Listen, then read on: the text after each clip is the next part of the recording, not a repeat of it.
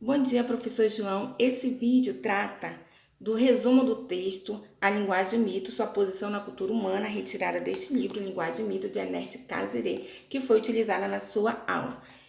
Para o autor, Platão ele vai reproduzir com riqueza de detalhe a cena onde se passa o diálogo entre Sócrates e Fedro. Fedro vai perguntar para Sócrates se acaso não seria ali o lugar onde, de acordo com o mito, Bóreas teria raptado a bela Eurídice. Sócrates vai responder que ele não tem dúvida da importância do significado dessa mitologia, porém ele acha demasiado frívolo, uma vez que ele não conhece nem a si mesmo, se ater a preocupar-se, né? Um absurdo seria preocupar-se com coisas alheias, com coisas estranhas.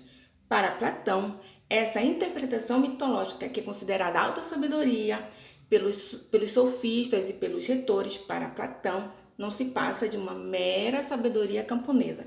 Essa sentença não vai impedir que futuros eruditos volte a utilizar, tanto que os estoicos e os neoplatônicos do período helenístico vão utilizar a linguagem e a mitologia como veículo de interpretação.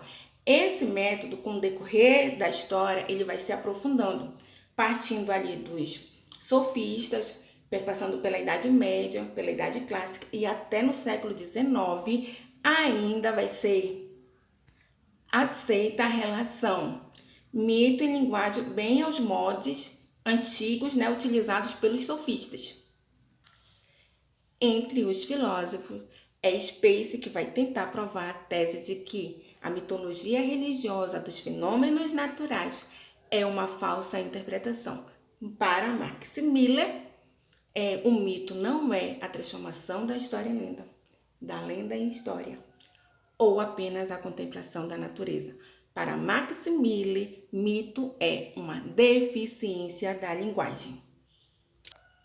Max Miller vai utilizar duas lendas para comprovar sua teoria, para exemplificar, melhor dizendo, a sua teoria. A primeira é de Deucalion e Pirra, que salvo os poseus de um dilúvio, né? Eles vão ser progenitores de uma nova raça. Ao lançar por sobre seus ombros pedras, essas pedras se transformam em homem. Então, não é por acaso que pedra e homem em grego recebem o mesmo nome ou são denominados com palavras de sons semelhantes. A outra lenda é sobre Daphne e Fedro. Daphne significa aurora e eles vão explicar o fenômeno natural de todo dia, né? O amanhecer. E eles vão dizer que a aurora nasce, que é Daphne, né?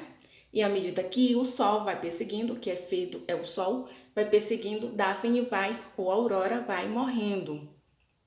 Então, para Max Miller, não é o fenômeno da natureza que faz surgir um mito, mas é a relação entre os nomes Daphne e Aurora que vai designar o ser. Max Miller conclui seu pensamento dizendo que mitologia é a sombra que a linguagem projeta sobre o pensamento. Nós vivemos num mundo de ilusão. Não conseguimos reconhecer e identificar porque vivemos na sua sombra. O mundo mítico é um mundo de auto-engano, é um mundo de ilusão apregoado pela própria linguagem. Para o autor, se nós formos retroceder às raízes filosóficas, poderemos recair naquele velho pensamento de que as coisas no mundo estão dadas, estão prontas, estão acabadas. Para Platão, por mais fino que seja o fio que separa o real da imagem, essa imagem nunca terá um conteúdo autônomo. Ela sempre será uma representação. Coisa em si, coisa real, coisa original é diferente da sua representação. Para Kant, aquilo que ele chamou de revolução coperniciana, ele vai propor que agora a gente deixe de medir o que é real, o que é concreto, o que é verdadeiro e passa a reconhecer nas próprias representações um significado intrínseco. Isso vai ser importante para o mito, linguagem, arte e ciências, que vão deixar de ser meras representações e vão passar a ter significado próprio. E é esse significado próprio das representações que fazem com que nós consigamos captar o mundo real. Agora, o que importa não é mais o cerne e intransparente aquilo que eu não vejo. Agora, o que importa é o que é visível, porque o ver vai determinar o ser. Mito, linguagem, arte e ciência, agora elas não são mais uma fantasia, uma mera reprodução. Agora elas têm totalidade do ser, elas têm significados, elas têm particularidades, elas têm individualidade. E Descartes vai dizer o seguinte, que a ciência permanece a mesma. E ele vai dar um exemplo da luz solar. A luz solar é a mesma, independente do objeto que ela ilumina.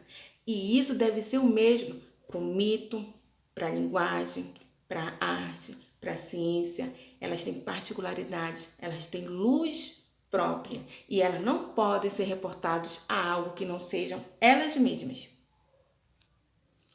A partir daí, o autor vai falar sobre a questão mítico-religiosa e ele vai dizer que o mundo está dividido em limites espaciais e que esses limites espaciais vão causar especificidades, particularidades na forma de adorar. Ele vai dizer que, vai dar 2 exemplos, né? Que é os índios corais e os povos indo-germânicos. Que eles têm um ponto em comum, a adoração, a veneração ao Deus Sol. Agora, como eles são povos diferentes, em territórios diferentes, cada um vai ter a sua forma de adorar. A filosofia das formas simbólicas, ela vai encerrar aí a sua participação e vai dizer que historicamente foram diversas formas que foram surgindo os deuses desses povos e que cabe à mitologia ou à morfologia da religião explicar e estudar tendo os seus próprios recursos. Esse aí foi um resumo do meu entendimento sobre o texto trabalhado em sala de aula e obrigada pela atenção.